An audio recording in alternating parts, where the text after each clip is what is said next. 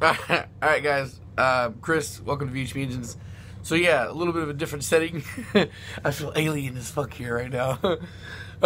My daughter's got the TV running and the projector running in the back room, and so it's loud. I don't feel like cutting her off to film this real quick.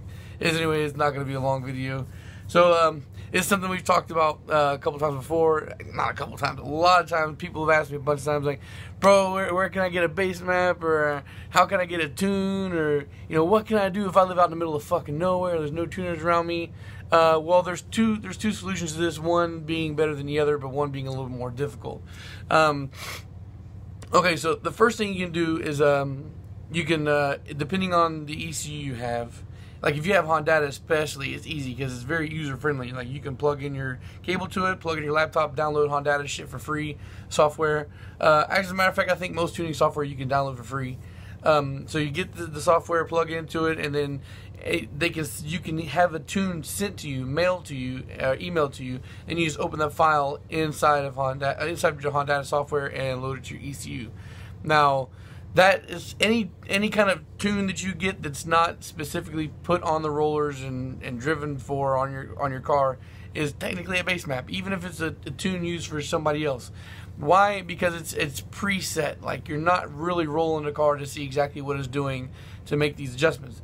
And like I've mentioned before, a base map is to get you from point A to point dyno. You're not really supposed to drive around, cruise around on your base map. None of that break-in period bullshit. Nothing. You're supposed to just have that base map just to get you to a place where you can really tune. Alright, now the base map is still effective for one. Like if you need to be able to drive to the dyno because you're broke and you're trying to scrape every penny and you don't want to spend the money on a tow or whatnot, then it's good to have the base map because then you can drive the car to the dyno. And it's good to have the base map to be able to drive the car a little bit, so that way you can run the car, drive it up and down the block or whatnot, check for leaks, stuff like that. This is a very good thing to have, to be able to do, because like I've mentioned before, my tuning nightmare, like you don't want to go to a dyno and not prepared. Like you don't want your car to fuck up on the dyno. It's embarrassing and it wastes the tuner's time, and you don't want to do that. And plus it can, tuning process can drag out for hours, and you don't want to do that. You don't want to be there for hours on the dyno just because you're correcting mistakes. That sucks, because some tuners charge by the hour, and that can get expensive for you. So all right, so there's that. You can have somebody email you a base map and run the car like that. As far as tuning goes, and you don't have anybody in your area, and if you're tuning especially for boost, for any kind of force induction, tuning, like going far for a tune and then going back home can fuck you, because if you're changing elevation, this changes boost pressures, and you could be hitting boost cutoffs and need to readjust your boost pressure. And then on top of that, even if you do adjust it to where you can go into full boost and shit again, your horsepower may change a lot. Like I mentioned before, I had my car tune making 420 in El Paso, drove it from El Paso to Miami, adjusting the boost so I could actually get into boost again as I'm lowering elevation. And by the time I had it rolled on the dyno that following Halloween, I was only making 180 horsepower. So you definitely want to have your car tuned at the elevation you're going to be living at, because unless you got some kind of automatic boost controller that's going to adjust things for you as you change pressure and elevation, you could dramatically fuck your shit up. That's something I'm still trying to find a way to get around, so that way I can daily drive a dyno car all across the country. I mean, factory cars can do that, but then again, like I said, it's all factory programmed with the ECU, and the way the boost control is automatic. So, and that's a whole nother day to tackle that. So what's the solution? Like, you don't have a fucking guy that tunes. Well, here's the thing. First off, you're gonna need a local dyno. You need to find a local dyno. So if you find a local dyno and the guy's not a Honda tuner or whatever, you're still good to go. That's the most important thing, is finding somebody who has dyno in your area. Now the second thing is, and the reason why it took so long to make this video is because I thought I had a solution for some of you guys.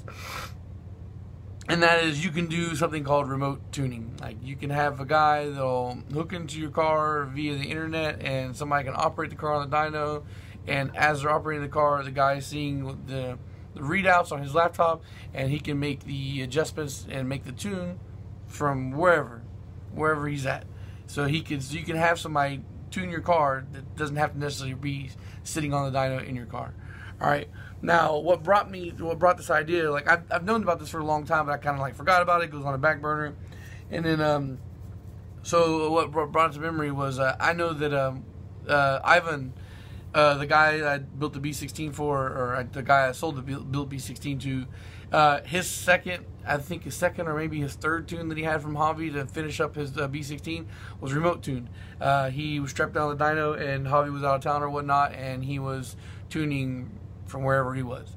Now, the reason why I was saying I was putting it on the back burner is because I reached out to Ivan to ask him about that. You know, like, you know, the scenario with Javi remote tuning, and I never got an answer back. I've spoken to Javi before, and he answered me. So maybe, guys, I'll reach out to him again sometime soon and see how he feels about that. You know, and then if I get that information from him, I could pass it along to you guys. And Javi's a good tuner, so. Yeah, so there's that. You can do remote tuning. As far as the details and exactly how it works and who's willing to do this, aside from like who I just said, you have to poke around, do some research on that one yourself. But that's the best solution. If you can't bring a tuner to you, and you don't have anybody that can tune your area, you just need to find a dyno that's close enough to you that's going to be in the same kind of elevation that you're going to be living in. And find somebody that can tune you, you know, via the internet. Alright, guys, so like I said, short video, that's going to be it for today.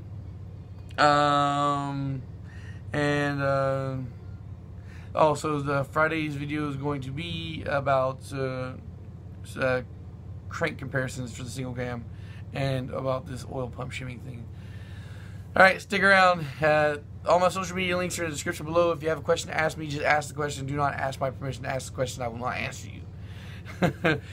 So feel free to inbox me. I wouldn't leave the information there if I wasn't willing to talk to you guys or talk to everybody. And thanks for watching. Peace.